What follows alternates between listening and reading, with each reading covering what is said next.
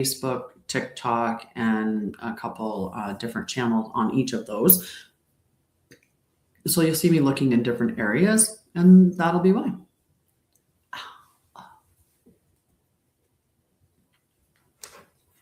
All right. And the other thing I want is to set this up. Hello, hello. And thank you for liking the live. I appreciate you. Okay. Where am I going? YouTube. That's where we're headed. And get some music going on in the background.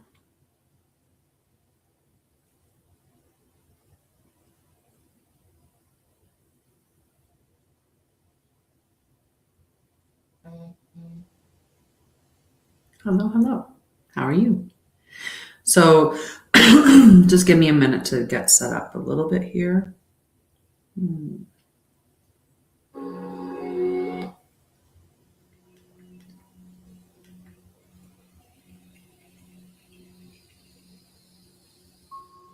Okay, there, we have some music. It's a little better. It's a little better. All righty. And my cards. My cards. How is your weekend going? How is your Saturday? How is life? Hi, Andrew. Oh, I need my glasses. Give me a second. I'm going to go get my glasses. I won't be able to see to read. And that won't help. That won't be good.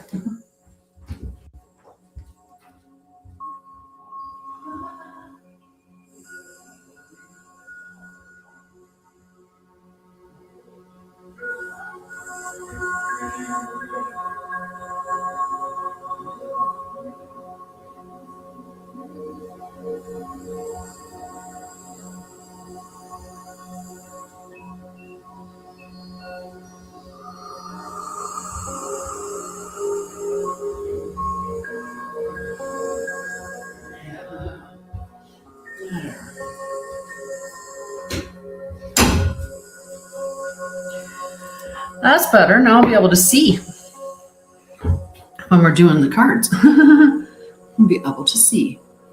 All right.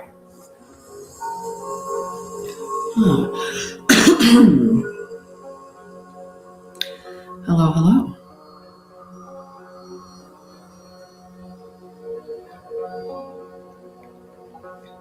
Just giving myself some likes. Hi, Nicole. Hello, hello. All right, give myself some likes on this one too. Try not to knock my cards. Hello, Angela. How are you? Hello, hello. Popping through on both of them. So yes, I'm live on a couple of channels here this morning. So I want to get my cards sorted out here.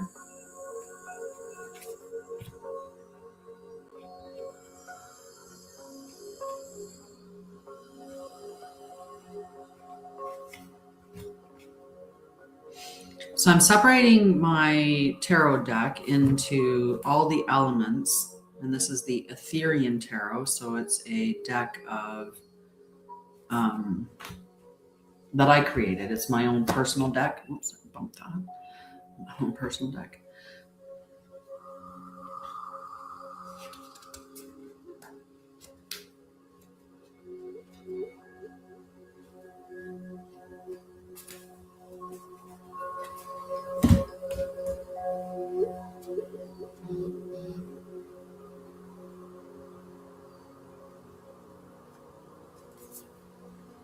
And there. Hello, hello. How are you? So just getting my cards sorted out here. So I like to do a reading where it is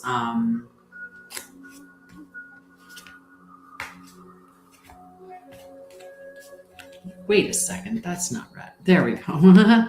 Just getting my cards sorted out, guys. Hang on. I like to do a reading that involves each of the elements and just consult with them. I'm also writing several books, one of them being the Fieldwork, Elemental Fieldwork Codex. And with the, hey, Aaron, holy crikeys, how are you doing? How are you?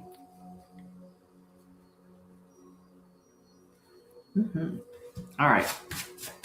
So we're going to check in with each of the elements and see what message they have for us today. Okay.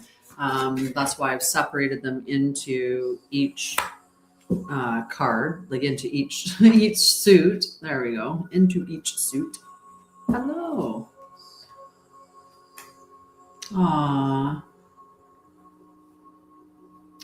Thank you. I appreciate that. I love it when you come in and you always put in such nice messages and you run around and do that for everybody. And I appreciate that. Thank you. All right, let's see what the water element has to say today. So we're just going to pull a card from each one of the suits plus major arcana, and that's what the spread is. Hey, Dawson. Good morning, Earth and Song. How are you? And we'll talk about, like I said, we'll talk about spirituality, consciousness, awakening, healing, all that stuff. I love that. Okay. Right. So we'll check in on the energy through the elements, see what they have to say for each of us or for us. And then we'll talk about some spirituality stuff. And then we're going to do the global meditation. And the global meditation is unity, peace, love, truth, and raising the vibration. Did I say peace? Peace, love, unity, truth, and raising the vibration of each other, or like whoever, all of us, and humanity, the earth. All right. What does air have to tell us today? All right. As I said that. Hello, hello, hello. Whoop. Stop moving my sheet there. Okay. We've got a couple more cards to pull out, and then I'll do the reading of them. That one came out right away. See what ether has to tell us. Okay.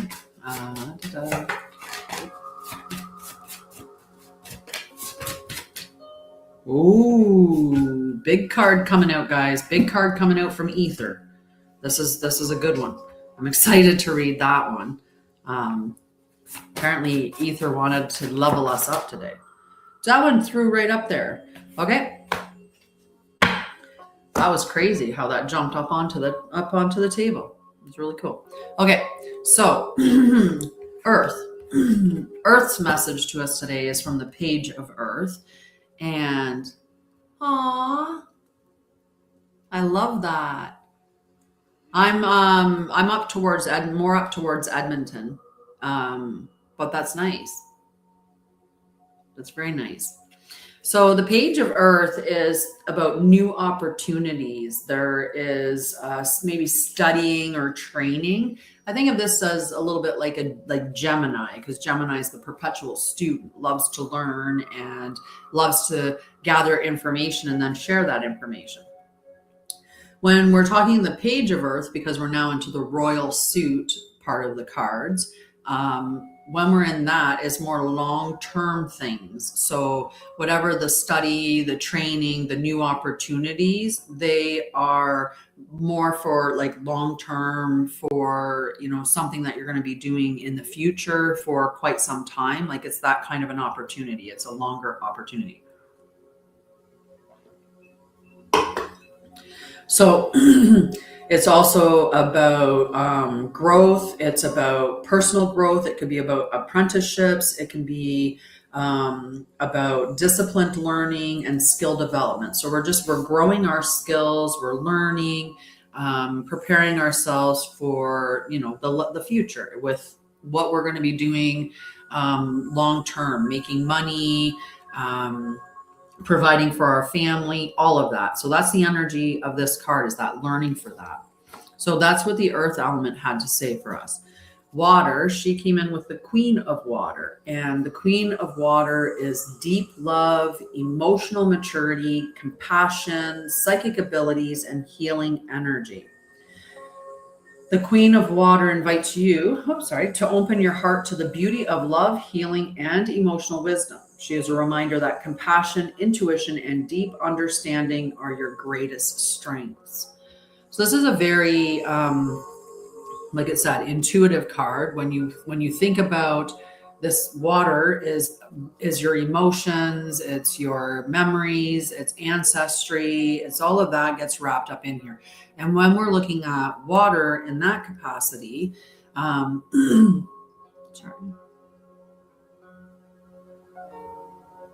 Oh, I had a little message up on my other one. It was interesting because I'm on multiple channels. Sorry, distraction.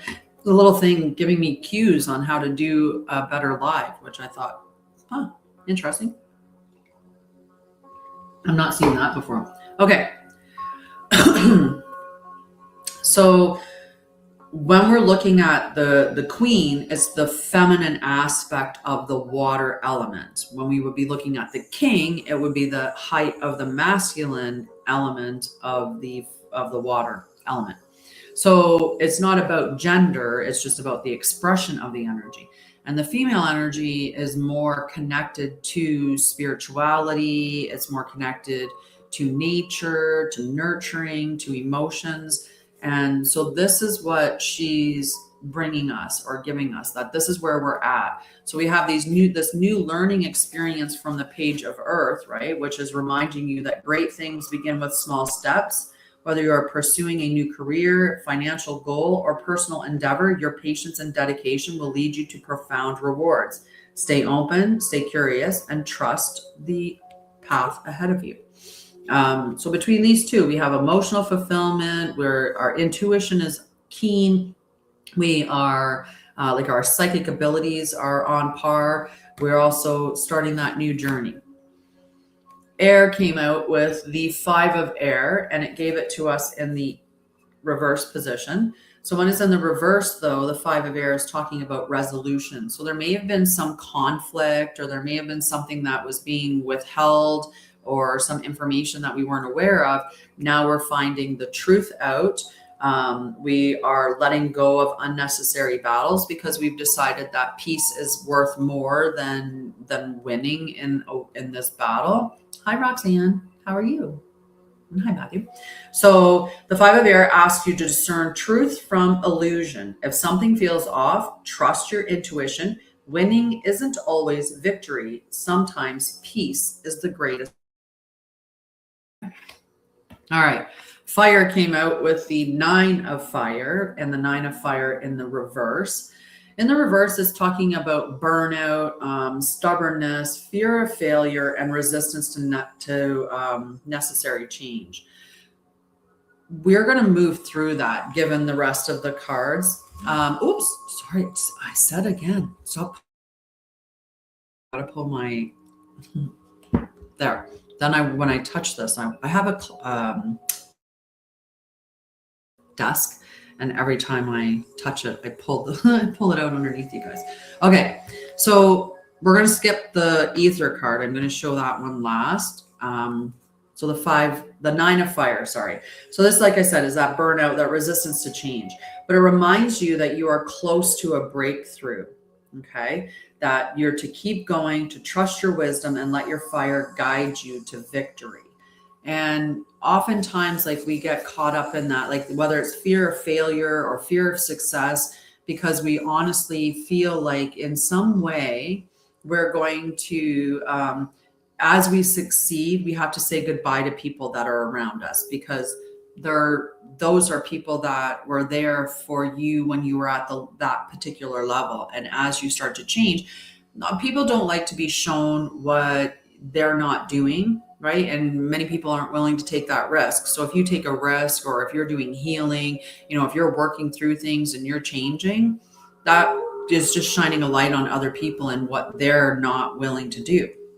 The other thing is that people like you where you are because you've been useful to them in some way, right? Energetically or otherwise. So they want to keep you in that spot for as long as they can, because it benefits them, right? If someone's being, if someone was being a people pleaser and was saying yes a lot and always helping people, and they started to heal themselves and were no longer doing the people pleasing, those people that they've been pleasing might not be so happy when they start going no. Right? So that's the kind of energy there. Okay. Major Arcana gave us the Tower in reverse, which means the Tower in reverse is avoiding necessary change, delaying the inevitable, resisting transformation, fear of the unknown, and struggling against collapse. So these two cards really went together well. Now, the bonus about the Tower being in reverse is that it's not as bad if the Tower was in the upright. When the Tower is upright, that's when something big and sudden happens, and it's like the rug gets pulled out from underneath of you. And it's always for your benefit. It may not feel like that in the beginning. So I've been using that method, or that concept of this. So I had a Tower moment. Like, I had one of those moments, and it was just recently. In the process of starting up my company, like, I left my nursing career, started my company, and the company didn't start up and just like become an immediate success. Like, I've been working steadily on my company for 5 years. And in working on that company for that long, not seeing, like necessarily the financial stuff, I ended up in a situation where, I ended up borrowing my mom's car. And so I've had my mom's car for 8 months. And the reason, like, I was going to rent a car, drive out here, and then purchase a car when I got out here. But my mom suggested I take her van. And, so I repaired my mom's van, drove it out here with all of my stuff. And then the whole thing was that around 6 months in, I was going to drive her van back to her. And, at that point, hopefully I'd have my own car out here. Well, things didn't turn out that way. I moved my company to Alberta. I started working in Hugs for Homeless, and, which is the nonprofit that I co-own. And so working in that nonprofit and changing my company from from Ontario to Alberta and all of that. And the climate out there right now. So it didn't move smoothly. So my mom, 2 weeks ago, I called my mom on Sunday, and she said, what are you doing on Sunday? You can come pick me up from the airport. And I'm like, you're coming for a visit? And she's like, yeah. And I'm like, well, when are you leaving? And she goes, oh, it's an open-ended ticket. I didn't book the return ticket. So I'm thinking she's coming for a long visit. But then all of a sudden, you're coming to get your van. And she was like, well, I don't know. I mean, I was thinking about it. And then she came out, and that's exactly what she did. And she was gone in less than 4 days. She came out, got everything all ready, and then left. And I was just, why couldn't you give me more notice? So it was a tower experience because it happened so quickly. It happened so suddenly. And what I keep telling myself is that I needed the van to go so it would make room for the vehicle that I'm meant to have. So, I look at it like that. That was something that happened for me, not to me. It wasn't, nobody was like, my mom wasn't doing it to be mean or anything. She needs her vehicle. She can have it back. But the process and how fast it happened, and that, now I live out in the middle of nowhere without a vehicle. So I have to, get friends to come and get me and take me shopping and stuff. So it's inconvenient, but I can still function. But like I said, I'm just living with it, with the concept of it's okay. It's just making room for what's mine. And that wasn't mine. So it had to go. That's the Tower moment, right? The Tower moment comes in, and it's like, when I had another Tower moment a long time ago.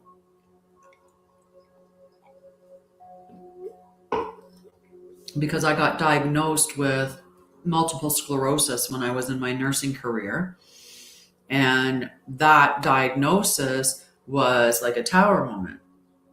And it really felt like everything was being ripped out from underneath of me, and I lost a lot of my life because, when you get a diagnosis like that, oftentimes, it's not a good one. As a nurse, that was one that I was always, concerned about getting, because I'd worked with many patients that had multiple sclerosis, and I saw how it could take your life from you. So I ended up taking time off of work to deal with that diagnosis. And then my trauma all came down on me. And I had to deal with that because I was no longer running from it.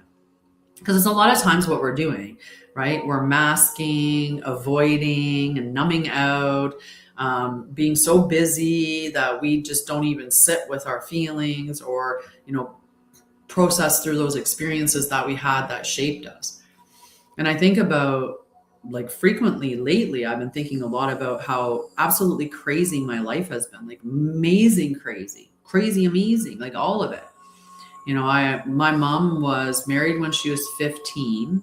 She had my brother and I. My brother's a year ahead of me. So she had both me and my brother before she was even 18. So 17 was when she had me, and she had my brother at 16. My dad was very abusive, and they separated when I was really young. I mean, we were put in the children's aid at one point, my brother and I. We've moved over 50 times with childhood. We moved all across the country. We lived in Ontario, British Columbia, and Alberta. Growing up, we moved, and sometimes every 6 months we were moving. And it was just trauma central, right? And that was just our lives, like. And so I think about how I had that childhood where I moved all over the place, lots of abuse, lots, poor, like we were in poverty oftentimes. We were on welfare and stuff like that. I moved out of my house, like out of the home, when I was 16. I had 2 kids by the time I was 19. Like, I had my second child I turned 19 and had him 10 days later. I had him sorry, I'm doing it wrong. I had my first at 18. I had my second just before I turned 20. Anyway. 9 years post-secondary education. That was because of trauma, though, because it was just go, go, go, do. And I did not want to be in the situation that my parents were in, right? I didn't want that for me. I didn't want that for my kids. I already had kids, and young, and, we struggled early on too. And my kids moved around a bit when they were younger, which, I didn't want them to have that life that I had. And they didn't have the life that I had because they didn't move like that. That was insane. But they definitely moved more than I wanted because I didn't heal myself before I had them. And, when I had that MS diagnosis, that was the best thing that happened for me, because it was my wake up call. And that's what those tower moments can be. They can be the moment where you're like, oh my goodness, wake up. You need to heal. You need to do something. You need to make changes, right? Those moments where you're like, enough is enough. Those are good moments. Those are really good moments. And that was what that moment was. I worked as a flight nurse for 7 years. I traveled around the world. I've been to a bunch of, like, really amazing places. I've walked on the Great Wall of China. I've been to the Golden Temple. I've traveled all over the world as a flight nurse. And, that was amazing. I've, continued to move around a lot in my age now. Like, I've probably moved close to 70 times now. Like, I longed for the last move. The last move is going to be, it's going to just be, amazing. Right? So when you think about, like, when you look at your life, when you roll through your life and review it all, right? Look at how amazing it is. Like, all of the different experiences that you've had, all of the different people that you've met, all of the different lives that you've impacted. I mean, it's mind blowing. It's absolutely mind blowing. And, like I said, going from having, not like the situation of my childhood to everything that's happened and where I am now, like it's just it's incredible. It's incredible. Um, so yes, I think I'll talk more about that too. I mean, I remember I used to have such a terrible relationship with my mom that if my mom was coming to visit me, I would be just like, oh, I'd be so upset about it. There were times when I hated looking in the mirror because my mom and I look enough alike that I see her in a lot of expressions and, like things within my face. I see her and it would just irk me so bad. I was like, why do I have to look like her? Like, oh, like I hated it. And, because I went from my nursing to starting my company, and like I said, my company didn't start off and just become a rip roaring success. I have worked hard every single day on my company for 5 years. And my mom saw that firsthand. And so it wasn't without effort. It wasn't without, anything that I was bringing to the table. It wasn't happening. So I stayed with my mom for a long time, for over a year, actually. I lived with my mom. Otherwise, I probably would have been homeless. And my mom and I really worked on our relationship and bonded through that. So now I like that I look like my mom because I'm going to get to see her long after she's gone. I'll be able to look in the mirror and go, there's my mom again, right? It'll be bittersweet to have that, right? So it's beautiful what the healing can do, where you go from, one moment hating somebody. Like I know, like there were like I loved her, but I hated her. I was like, don't even come near me. Don't talk to me. Don't call me. Do not call me. I do not want, like, I just didn't want anything to do with her. So for us to heal through our relationship and get to the point now where, I love my mom to come and visit me and she could stay even longer, right? Like I'm probably, there would be, 2 weeks. I would enjoy that, right? Um, but yeah, instead, it's interesting, right? It's interesting, that transition. All right. So the last card that came out, and this one actually came out from the Ether deck, and from the Ether deck, it is the Cosmic Key. So this is a special card. It's not major arcana, and it's not technically ether, but it's just the special card that I put in the deck, and this is the Cosmic Key. So this is an energetic activation, a divine passageway that bridges the seen and unseen, the known and the forgotten. It carries the blueprint of your soul's full potential. Sit in stillness, visualize the golden key, the cosmic key glowing before you. Feel its light expand, dissolving veils and opening quantum passageways.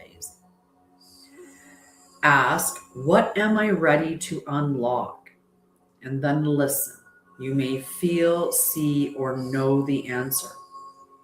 The cosmic key says, I have waited for you across lifetimes, resting within your soul's infinite light. You are ready now. I do not unlock what is not already within you.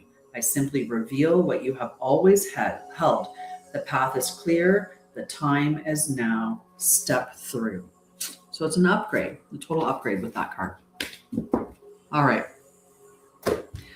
Where is my notes on what I wanted to talk about?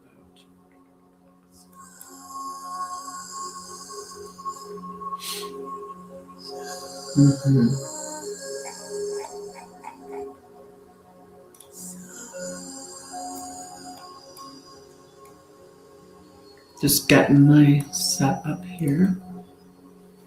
Hey guys. Hello, hello. How are you? Hi, Betsy. Hi, Amy.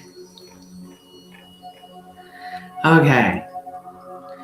So one of the things that I do besides teach, I write books, and I write lots of books. And so the books that I've been writing, one is Embodied Spirituality. The other one is Elemental Fieldwork Codex. I have a bunch of books that I'm writing. And one of the things that I'm also doing is, like, I study consciousness. I was a registered nurse, so I have a science background. I studied with a shaman. I have all these different things that I have as my background and as the things that I've studied, that I'm bringing them all together. So it's looking at consciousness, but consciousness from the aspect of science, philosophy, religion, not religion, sorry, science, philosophy, metaphysics, like stuff like that. So when we look at nature, right? Like the unified science of consciousness is literally what I want to capture here. So when we're looking at this, it's going to be containing like a bunch of it, right? So when we look at, I have the so my company is Anshara'El, and it is the Pathway of Ascension and School of Light. And the School of Light, when I look at the foundational educational philosophy, is that truth does not fear investigation. So the purpose of my school is not to replace one belief system with another, and it is not to persuade, convert, or convince, and is not purpose is to cultivate investigators. So when I went to school, I ended up going to university for nursing, and the difference between the college program and the university program was the concept that they were teaching you critical thinking. That was something that for you to have, right? To critically think. They've since like kind of taken that out. It's not quite the same. Hi, Crystal. How are you? So with the School of Light, the purpose is, like I said, to cultivate investigators. Throughout history, humanity has sought to understand reality through many pathways, right? Science has sought to understand through observation, experimentation, and measurement. Philosophy has sought understanding through and careful examination of assumptions. Nature has always expressed principles through living systems that can be observed by anyone willing to pay attention. Spiritual traditions have explored the landscape of direct human experience through contemplation, ceremony, meditation, prayer, service, and relationship. Metaphysics has asked questions that extend beyond the limits of current measurement, exploring the nature of existence, consciousness, causality, and reality itself. Each discipline offers valuable insights, but each also has its limits, right? Science is exceptionally powerful at investigating measurable. And I've reiterated this numerous times because this was one of the things that we were taught when we were in nursing school. We were taught to critically think. And one of the things in critical thinking was to review the research. What do you do when you're looking at the research? One, you have to check and see who is paying for it, who benefits from it, what is the study size, what type of study is it, right? Like you want to look at all of those things when you're looking at research, because oftentimes the people that are researching it are benefiting from the research showing it in some way. So they're literally paying for the results they want. They did a check, and there is like literally over 50% of all research documents are fake. They cannot reduplicate them. And these are like the NIH, like these are like significant documents on health and wellness, and they are fake. They were completely fake. You can't reduplicate any of the findings that they had, right? So science has its flaws, right? And I've always said that science is only as good as the tools it has to measure, because if it can't measure, right, it's the same thing with your eyes. Your eyes only see a certain spectrum. A dog's eyes see a different spectrum, right? Their spectrum of vision is different. Well, if you don't have something that can test that spectrum, how do you know? How do you know what it is? How do you know what it's showing? You don't. So without the tools, science can't test it. So there's lots of things that science fails at. And like I said, plus there's the whole concept of who benefits and, you know, the gains from the research that's being done. Nature continually reveals elegant principles, yet those principles require careful interpretation rather than projection, right? Like when you're working with the elements and you're watching nature and you're, you know, all of that stuff, like you have to be really observing it from a objective space, right? You don't want to be putting your own personal feelings, and, you know, you have to be aware of your energy when you're doing that stuff. Philosophy helps us think clearly, yet even the greatest philosophers continue to debate the deepest questions, right? There's some questions that they just continue to debate and debate and debate because they can't come to a conclusion with it. So again, flaws. Metaphysics, it invites exploration beyond the immediately observable while reminding us to distinguish between inquiry, hypothesis, and certainty, right? So all of them have their beauty, they have the things that are beneficial, but they also have things that are hindrances to each of those things. So rather than asking students to choose one path while rejecting the others, the School of Light invites them into a lifelong practice of investigation. So you're encouraged to ask, what do I observe? What do I experience? What evidence supports this? What assumptions am I making? And what remains unknown? Can multiple perspectives illuminate different aspects of reality? And how do I remain open without becoming ungrounded? How do I remain discerning without becoming clouded or closed? These questions cultivate ultimate humility or intellectual humility alongside with that genuine curiosity, right? They remind us that understanding is not static.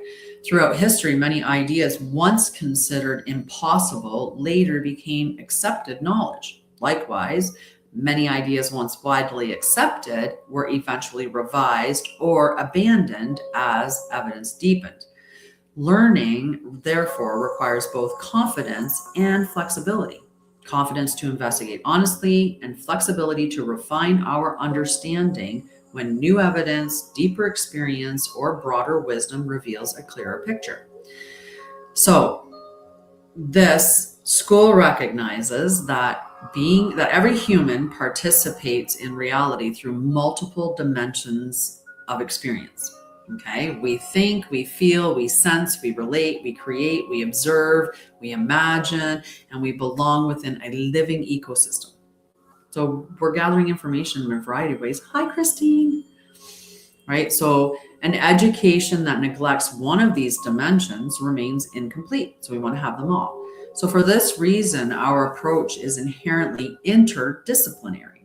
It is neuroscience informs our understanding of the brain and the nervous system. Psychology explores behavior, development, and meaning. Ecology reveals the intelligence of living systems. Philosophy sharpens discernment. Contemplative traditions cultivate awareness. Indigenous wisdom reminds us the knowledge that grows through relationship and reciprocity. The arts reveal dimensions of experience that cannot always be expressed through analysis alone. Each contributes to a richer understanding of what it means to be human. At the heart of this work lies a simple commitment. Truth does not fear investigation. Honest, like if something is true, careful observation cannot diminish it. Honest questions cannot threaten it. Scientific inquiry cannot destroy it. Direct experience cannot invalidate it. Reality remains what is, whether we fully understand it or not. And our task is not to defend our beliefs. Our task is to continually refine our understanding in service of truth, wisdom, compassion, and the flourishing of life. This is the work of consciousness. This is the work of humanity. And this is the work of the School of Light. So that will be the study of the unified foundation of consciousness. And the first question we have is, how do we know what is true? So how do we know what is true?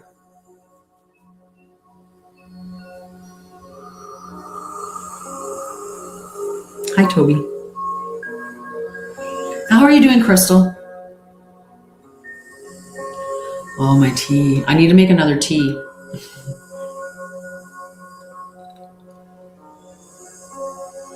How are things in your world?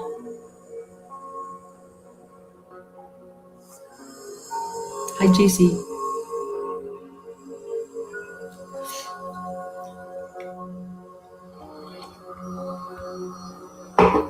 Okay, so how do we know what is true? How are you?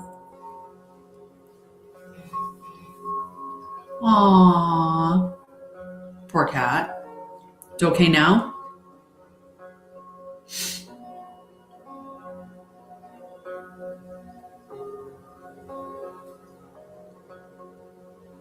Your cat's okay now? That sucks. They're so expensive. Like the vet. So expensive. Good. Yeah. Okay. So every journey toward wisdom begins long before we realize we are seeking it. Before there were universities, there were fires. Before there were laboratories, there was the night sky. Before there were sacred texts, there were rivers, mountains, forests, stars, and the quiet observations of those who lived in relationship with them. Aw, that's so nice. That is so nice. Long before humanity created disciplines such as science. Hi, Dawn. How are you, love? Long before there were disciplines such as science, philosophy, psychology, no, that's okay, spirituality, or metaphysics, there was a simpler act. There was noticing. A child notices the warmth of the sun. A hunter notices the movement of a deer. A healer notices which plants nourish and which plants harm. A philosopher notices patterns within thought. A scientist notices that relationships can be measured. A contemplative notices the movements of the mind. Every path begins in the same place, observation. Observation is the first language of consciousness. It is older than civilization, older than religion, older than written language, older than mathematics. Without observation, there can be no learning. Without learning, there can be no wisdom. Yet observation alone is not enough. Two people may witness the same sunrise. One sees beauty, another sees atmospheric scattering, another sees the presence of the divine, another simply notices that morning has arrived. The event is shared, the interpretation is not. This distinction is one of the most important discoveries a student of consciousness can make. Reality and our interpretation of reality are not always the same. Every human being lives at the meeting place between experience and interpretation. Experience arrives through our senses, our bodies, our nervous system, our relationship, and our environments. Most of us interpretation arrives through memory, culture, language, education, emotion, expectation, belief, and imagination. Most of us spend our lives not responding not only to reality itself, but to the stories we tell about reality. Sometimes these stories are remarkably accurate. Sometimes they are incomplete. Sometimes they are inherited without question. How many stories have we inherited without question? My goodness. Sometimes they limit us. The work of consciousness is not to eliminate interpretation. Interpretation is a natural function of the human mind. The work is to become increasingly aware of it. Awareness creates space, and within that space, curiosity becomes possible. Curiosity invites investigation. Investigation refines understanding. Understanding, lived with humility, becomes wisdom. Throughout history, humanity has developed many ways of investigating reality. Science asks questions through observation, experimentation, measurement, and continual refinement.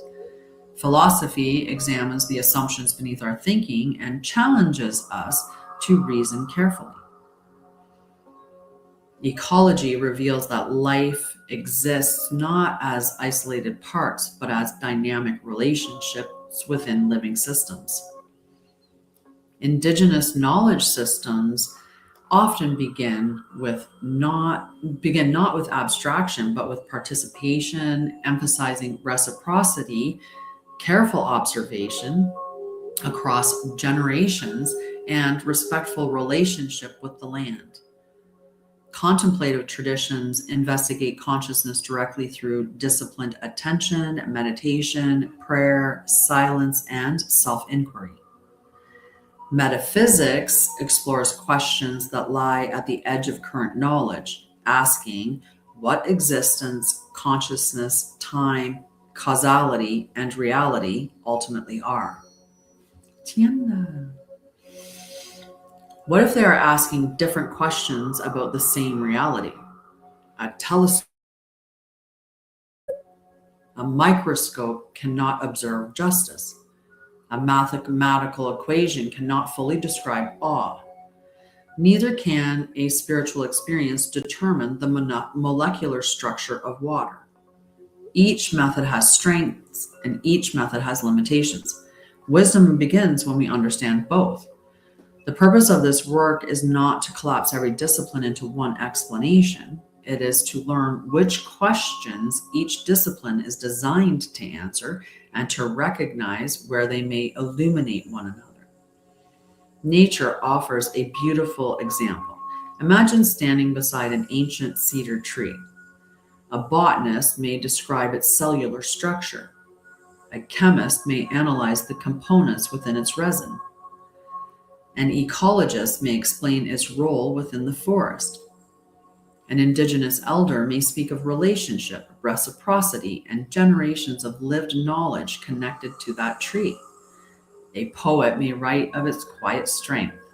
A child may simply wrap their arms around the trunk and feel wonder. None of their responses cancels the other. Together, they reveal a richer understanding than any single perspective alone. Truth is rarely diminished by deeper investigation. It's usually revealed through it. This book that I'm going to be writing and the courses that I'm going to be teaching with it are an invitation to investigate with both courage and humility, to question without cynicism, to wonder without abandoning discernment, to remain open without becoming ungrounded, to seek evidence without losing reverence, to allow mystery to inspire inquiry rather than end it. Consciousness is not merely something we possess. It is the medium through which every experience, every discovery, every relationship, every question, and every insight is known. If we wish to understand reality, we must become first students of the one instrument through which reality is experienced. We must become students of consciousness. And that journey begins with the simplest act of all, to notice. So what do you think about that?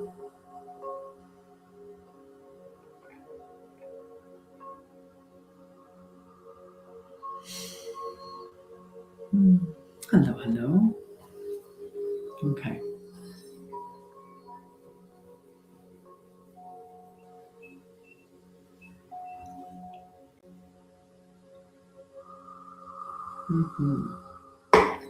Turn my heater down because it made my tea too hot.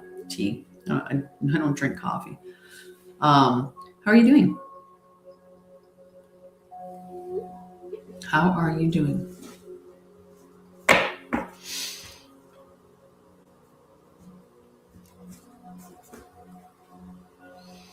Okay. So, the instrument through which reality is known. There's something extraordinary that most human beings overlook every day. Every experience you have ever had has occurred within consciousness.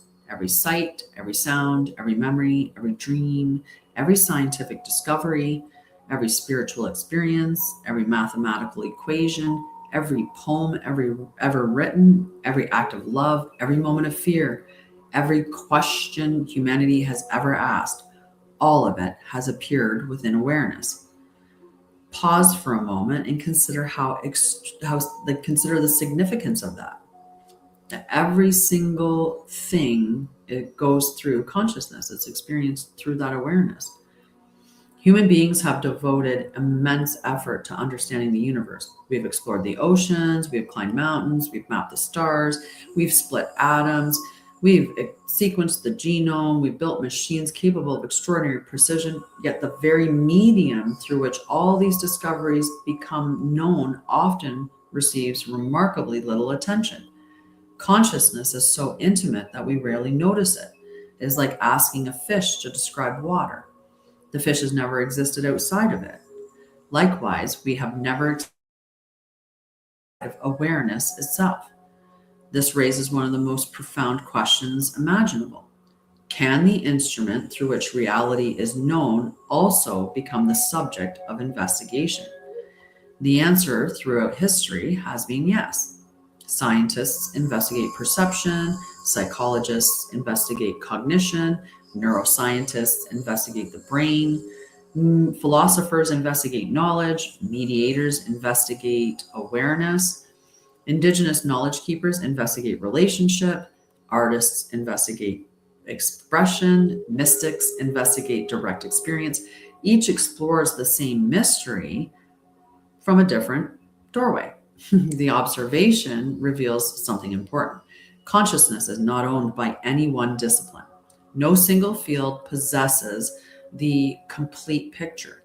Every discipline contributes something. Every discipline also leaves questions unanswered.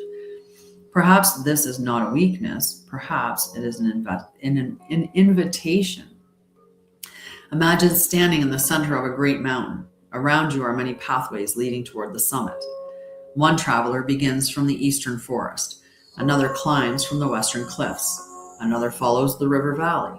Another ascends through the alpine meadows. Each describes different landscapes, different challenges, different discoveries. If they mistake their path for the entire mountain, disagreement becomes inevitable. If they recognize they are exploring the same mountain from different directions, conversation becomes possible. Humanity has often behaved as though science and spirituality are climbing different mountains. Perhaps they are simply beginning from different trailheads. The same may be true of philosophy, ecology, psychology, and contemplative practice. Each asks different questions, each develops different tools, and each contributes pieces to a much larger understanding. This does not mean every conclusion reached by every discipline is equally supported. Discernment claims are supported by centuries of careful observation and repeated investigation. Others remain promising hypotheses. Others are symbolic interpretations that carry meaning without necessarily describing objective reality. Learning to distinguish among these possibilities is one of the central skills of consciousness education. Discernment is not skepticism, neither is it unquestioning belief. Discernment is the disciplined practice of remaining open while continually refining our understanding through observation, evidence, experience, dialogue, and humility. It is entirely possible to hold a profound spiritual experience with deep respect while also recognizing that that experience may be interpreted in different ways. It is equally possible to value scientific evidence while recognizing that science itself evolves as new discoveries shape and reshape existing models. This balance protects us from two common traps. The first is certainty without curiosity. The second is openness without discernment. Neither serves truth. Truth asks something more of us. It asks us to observe carefully, to think clearly, to remain humble, to continue learning. Perhaps the greatest obstacle to understanding consciousness is not a lack of information. Perhaps it is the assumption that we already know enough. The beginner's mind, described in many wisdom traditions and echoed in modern learning theory, is not ignorance, it is openness. It is the willingness to look again, to question assumptions that become invisible through familiarity. The invitation is simple. Become a student once more. Not because you know nothing, but because reality is infinitely worthy of continued exploration. Every genuine discovery begins with the courage to ask a sincere question. And perhaps the greatest question of all is not what is consciousness? Perhaps it is what becomes possible when consciousness learns to observe itself with clarity, with honesty, and with compassion. This is the journey that we're going to take together. What do you think about that? All right.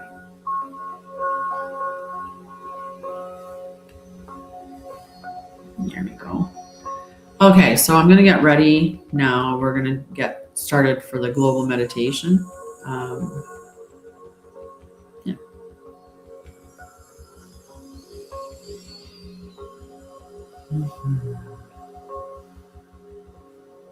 Okay.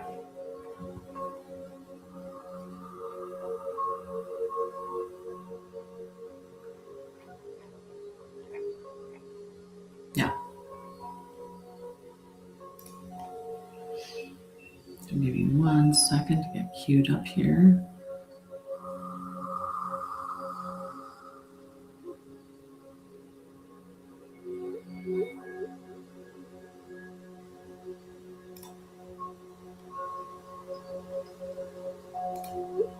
I'm always writing something.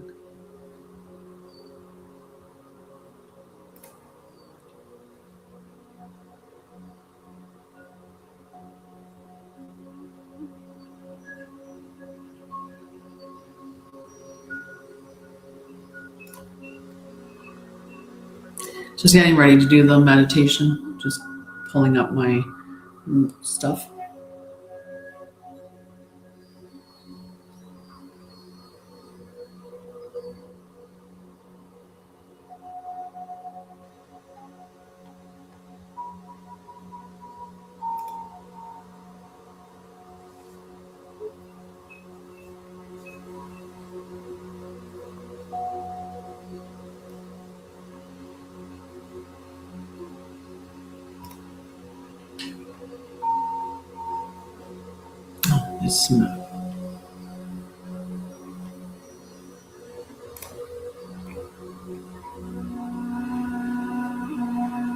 Hello, hello.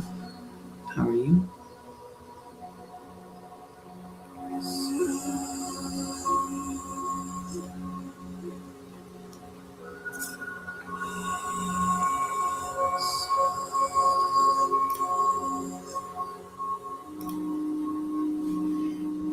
Okay.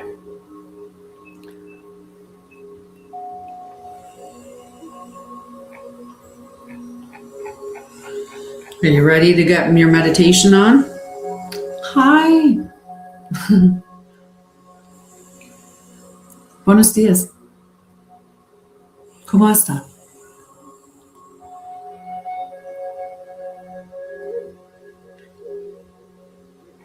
All right. So when we do the meditation, we are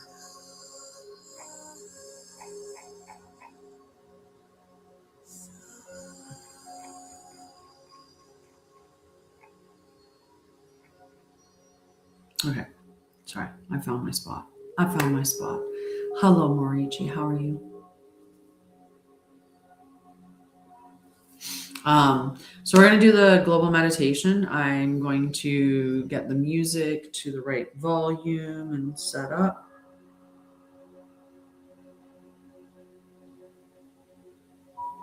And you can tell me if it's too loud. Okay. So when we do the meditation, we are doing the meditation for peace, unity, truth, and love. The vibration, the heart, the vibration of the earth together, right? So this is a global meditation. It doesn't matter when you join the meditation, if you catch it on the replay or you're doing it with us now, all of our energy comes together to support this, right? So this is really powerful what we do when we come together in a collective and a global meditation like that. So what I use is sacred geometry. I use somatics. So I do toning with it as well. So as I go through the meditation at different points, you'll hear me going like say, Om, like making those tones. Okay. So what you're going to do is just get yourself into a comfortable position so that you are either seated upright or you can be lying down.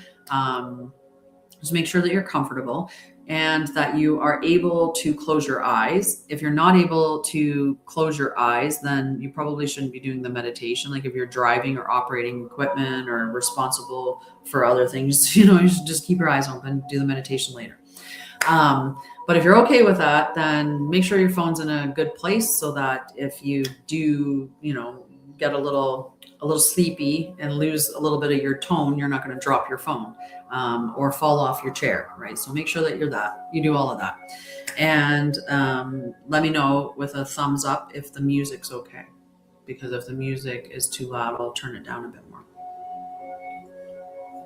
Just give anyone a chance to respond to that. Hi, Shelby Boo. How are you?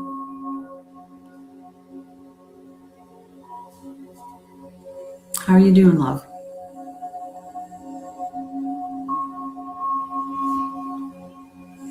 All right. So, welcome. We're going to get started. Welcome, beloveds. Today we gather not to impose, not to control, and not to override free will. But apparently I wanted to change the music.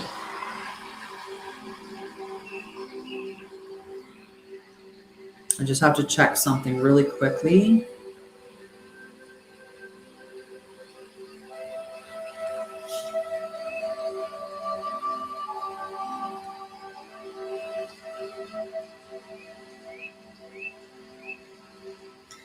I have to be careful because it changed it to a track that could have very well been I had it on a copyright free one. But that one might not have been. Okay, let's get back to it and we'll start again now that we've got the music going. And I'm going to restart with the saying too. All right, so welcome. Today we gather not to impose, not to control, and not to override free will, but to become coherent, harmonic resonance within the living field. We gather in peace, we gather in love, we gather in truth, we gather in unity. May this meditation serve all willing and consenting beings, Mother Gaia, all non-speaking life aligned with harmony, and the highest timeline available to all souls in accordance with divine law. So we're going to start by taking a nice slow breath in through your nose into your tummy. Pause and exhale gently.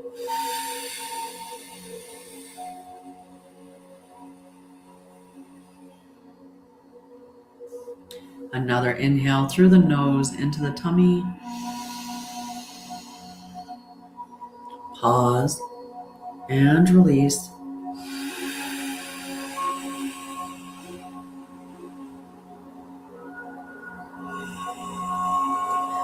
And a third nice deep breath in through the nose. Pause and release. Allow yourself to sink into that space, that beautiful, relaxed space that comes up.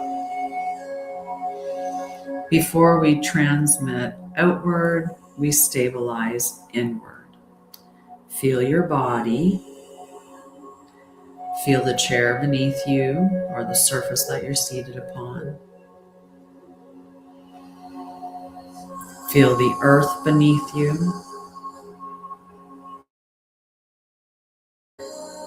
Feel the breath moving through you. Relax your jaw. Relax your shoulders. Relax your belly. There is nowhere to force yourself to be. You are safe and secure in this moment. Your nervous system is part of the meditation. Now bring your awareness to your heart center.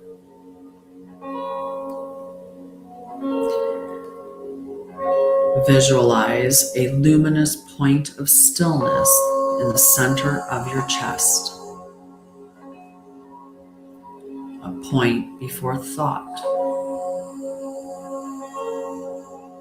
before fear, before separation. This is the still point, the eternal center. I'm going to begin toning now.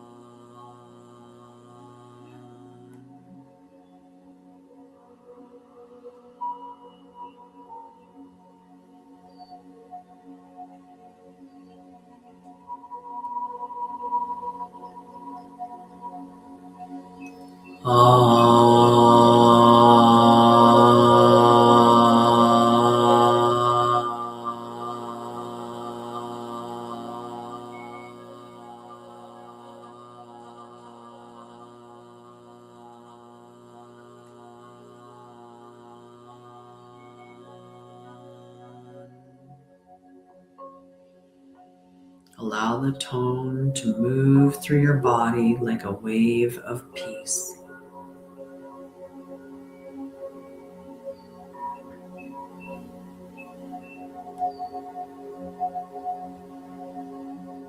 Now visualize two spheres of light overlapping.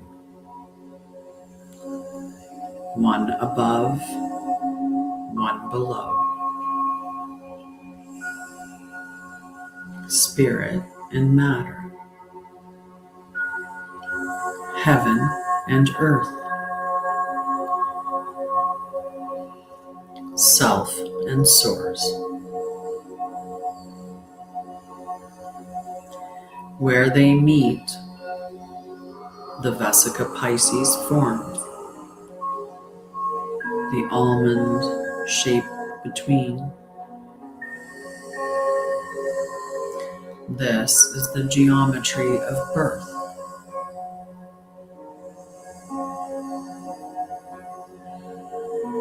Creation.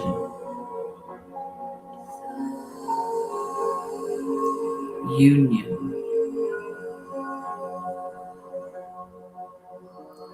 Coherence.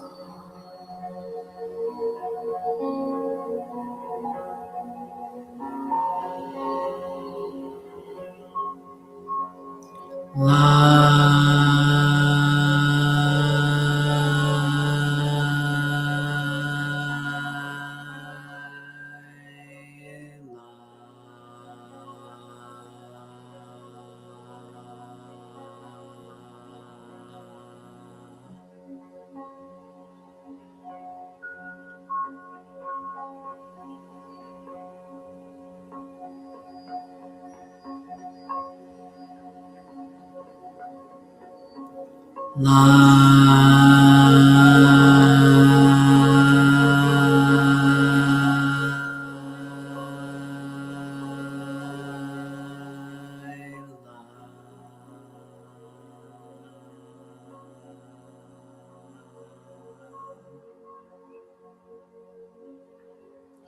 the field to soften.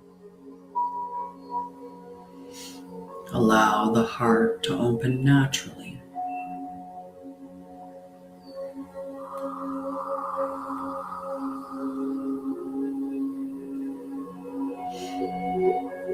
Now the Vesica Pisces begins expanding outward, forming the flower of origin.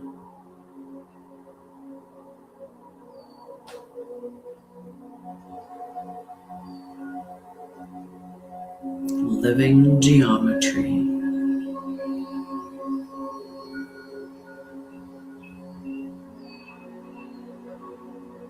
Harmonic symmetry.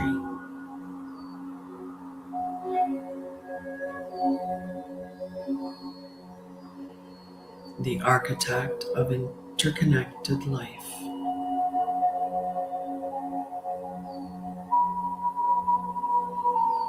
See every circle connected, every being connected.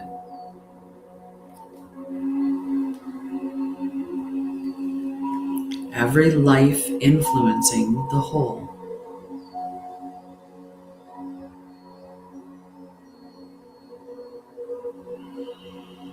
Now we send harmony through the emotional waters of humanity and Gaia.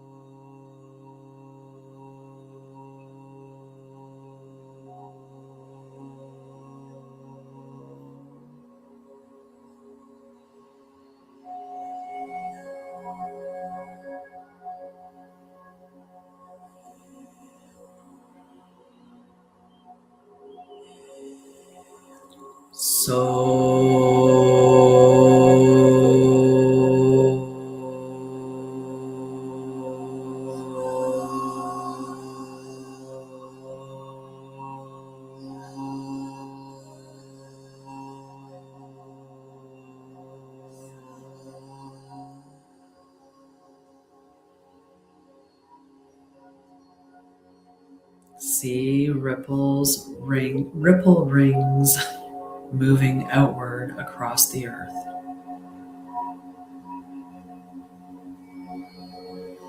Through oceans, through hearts, through nervous systems.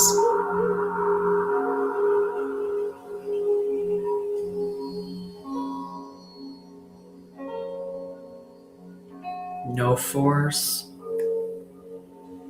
no control, only harmonic invitation.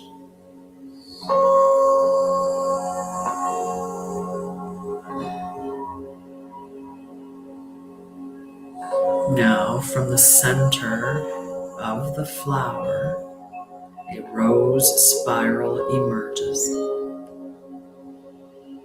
Emerald gold rose. The harmonic geometry of love. Not attachment, not possession, not emotional control, but coherent love, stable love, living love.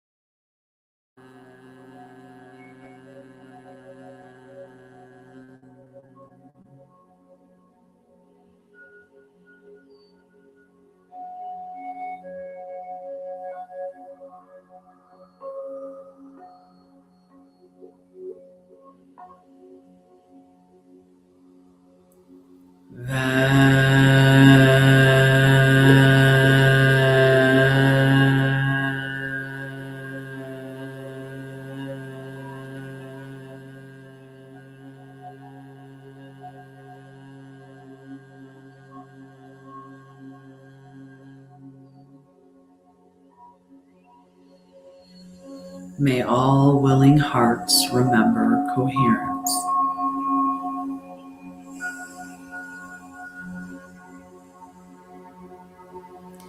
Now visualize a golden Merkaba surrounding your body.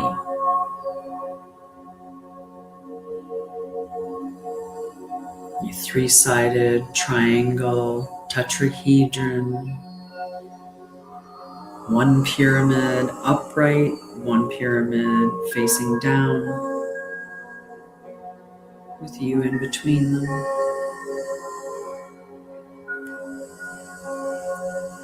They're spinning in perfect harmony. You don't have to worry about knowing how to spin it. Your higher self already knows.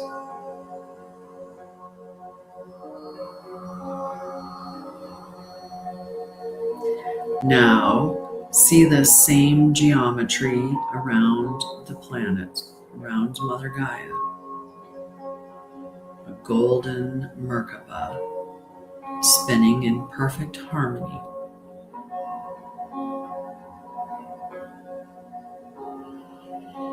And with this, the planetary light body stabilizes.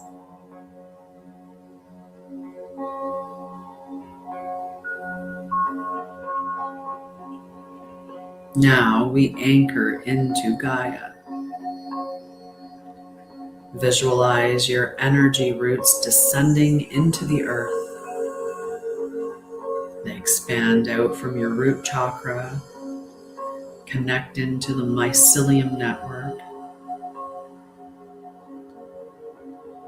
See them in the earth.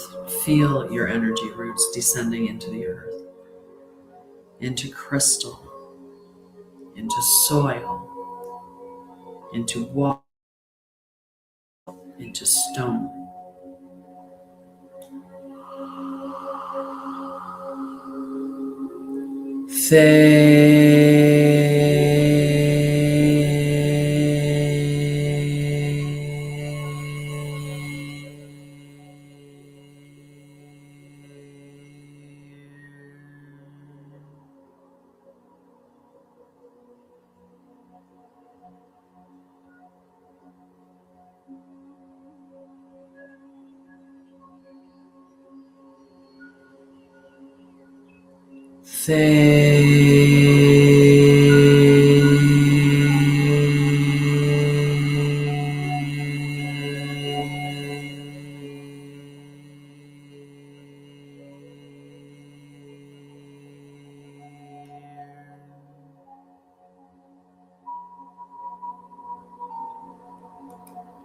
May Gaia stabilize into expression.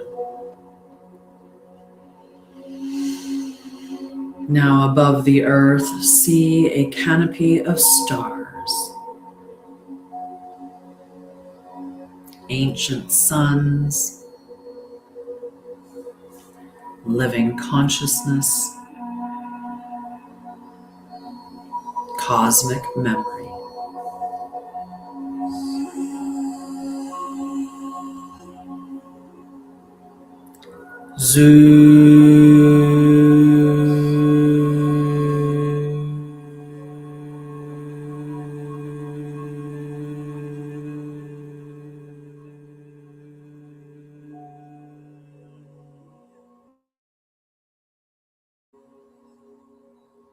May all willing beings remember their place within the living cosmos.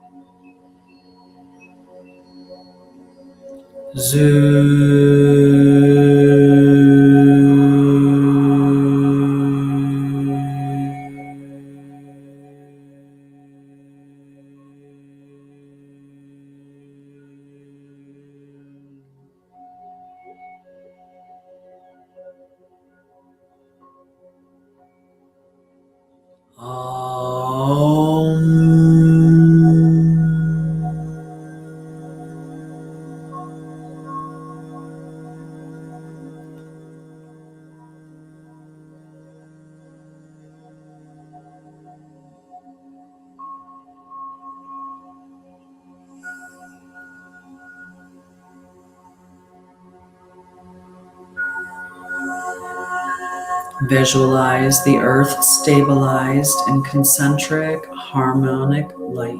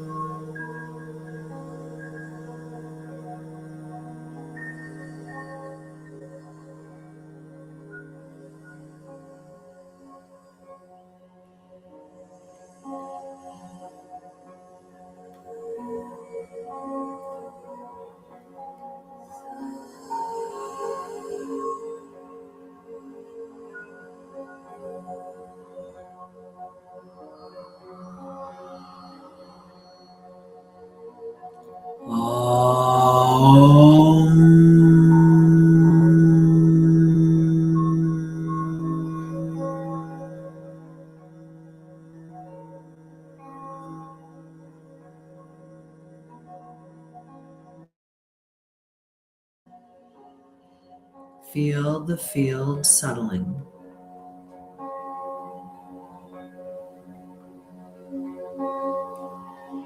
Feel peace without force, love without attachment, unity without assimilation, and truth without fear.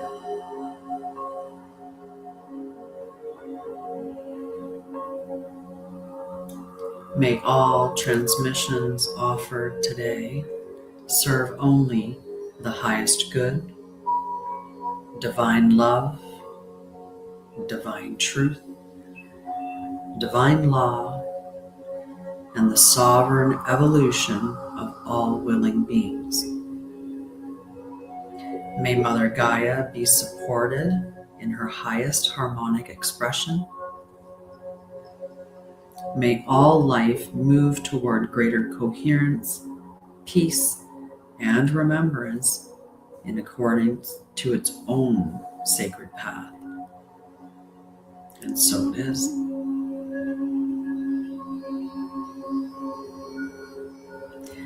Now, take a breath deep into your tummy. Long exhale.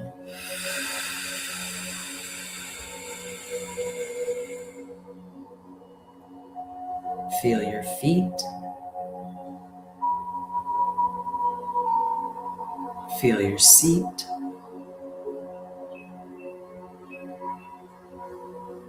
Bring you. Take another deep breath.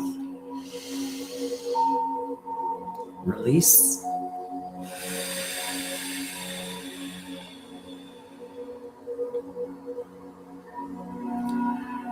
Check in on your jaw. Ensure that it's still relaxed. Your shoulders are still relaxed. And your belly is still relaxed. One final breath in. And release. And open your eyes and return to this moment. Welcome back. How was that? So every Saturday we join together to do the meditation for peace, unity, truth, love, and to raise the harmonic of Earth and all willing beings, right? And so it's powerful. It's absolutely powerful for you to join and for all of our energy to come together. And it doesn't matter if you're joining now or if you catch it on the replay, it's still valuable. That's hilarious. All right, I'm going to read the channeled message that I had this morning, and then you guys are off for the day. Get to go have some fun. Okay? All right, so I channel messages every day, and I share them on my channel, on my Anshara'El channel, and then I share them also to my Sharia and Lorian channel. I'm going to turn the music down just a little, make sure it's not overwhelming everything. And I talk about how you can do this too, right? I do what is called automatic writing. And so you know how we did the 3 deep breaths and we connected in with ourselves, we relaxed our jaw and our shoulders and our tummy, and we really just got into state, is what I call that. Once I do that, then I just ask for a message for the collective and I just write what comes out. And when I actually read it is when I read it to you. I don't know what it says too much before that, because when you're channeling, you're not consciously processing the information. So this is what came out this morning. We spend so much time looking at the other, the outside of ourselves, the other who is the reason for our troubles, the other who has what we desire, the other who we wish we had or could be, the other who is going to save us. We carry so much anger and hate for the other. People before us, or who we see as above us, have taught us to dislike the other, to fear them, to blame them for our plights. They also taught us that the other would save us, the other government, the other religion or savior, the other alien force, the other that you wait indefinitely for. You are the one who can save the world by saving yourself, and stop hating or blaming or waiting to be saved by the other. Each one of us has been taught the same by our teachers. But my teachers made you the enemy, and your teachers made me the enemy. They taught us to hate the other sex, the other race, the other culture, the other color, the other religion, the other team, the other side. They told us each a different savior would come. They lied, confused, and manipulated us all. And many are still convinced that what they were taught is true and accurate. You are love and loved. I am loved and loved. We are the world makers.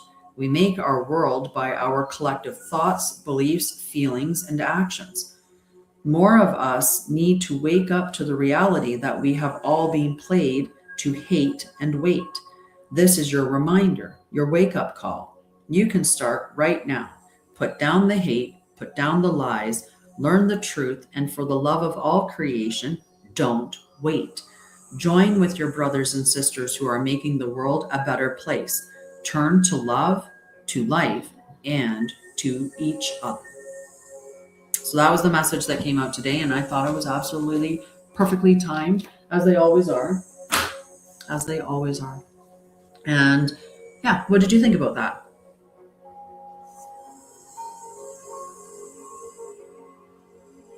How did you feel about that channeled message? And do you think that you would try channeling your own messages? Like I said, you just get yourself into state, you ask the question, and you just write whatever comes out. Don't censor it, don't review it, read it after you're done writing it, and see what comes up. You'd be surprised the things that you'll write for yourself. Like when you're asking for messages from your higher self, you'll be surprised what messages you receive. So yeah. Alrighty, well, that's it for me today. I've been on for over an hour and a half now, and we talked about spirituality and consciousness. I did a check-in with the elements and see what they had to tell us. And we did the meditation, which was nice. So I'm back tomorrow night at 7:30. Tomorrow night at 7:30, again, it's Embodied Spirituality. But tomorrow night, we'll check on the energy of the week, see what's happening with the planets according to the living sky or true sidereal. So I'll look into what we're going to experience with the sky, and we'll do, a summary of that. We'll check in with the cards again, check in with the elements and see what their messages are. And then just talk about all things embodied spirituality. So consciousness, we can talk about dimensions. We can talk about all kinds of different things. Let me give one card from the 40. We're going to give 3 cards, these 3 cards that came out, because that was just perfectly that they all came out together. So this is the flame of origin. The affirmation is, I am the flame of divine origin made manifest. Remembrance. You are not here to become, you are here to remember. The flame has never left you and does not need improvement, only recognition. Beneath roles, reactions, and history, a steady light remains. When you return to stillness, that original light becomes accessible and directive. Practice. 1. Put your hand on your heart. Inhale for 4, exhale for 6 breaths, and then whisper, I return to the flame that made me, and sit in silence for 60 seconds. Second card that came out is the light of discernment. Affirmation. I trust my ability to sense truth. Remembrance. Discernment is felt before it is explained. The body registers alignment and misalignment quickly. Trust grows by checking and choosing repeatedly. Clarity compounds with use. Practice. Present 2 options. Feel each in the body and choose the one that feels steady, not urgent. And the final card, 333 there. The first step. Affirmation. Every path begins with a single step. Remembrance. Progress is built from small, consistent actions. Waiting for certainty delays movement. Action clarifies what thinking cannot. The next step is enough. Practice. Choose one 5-minute action, complete it now, and record what changed. So there you go. That's your meditation, your energy check-in, your spiritual conversation or consciousness education, and meditation. And that's it. All right. I'll see you guys back here tomorrow night at 7:30 p.m. Mountain. 9:30 Eastern. I'll see you then.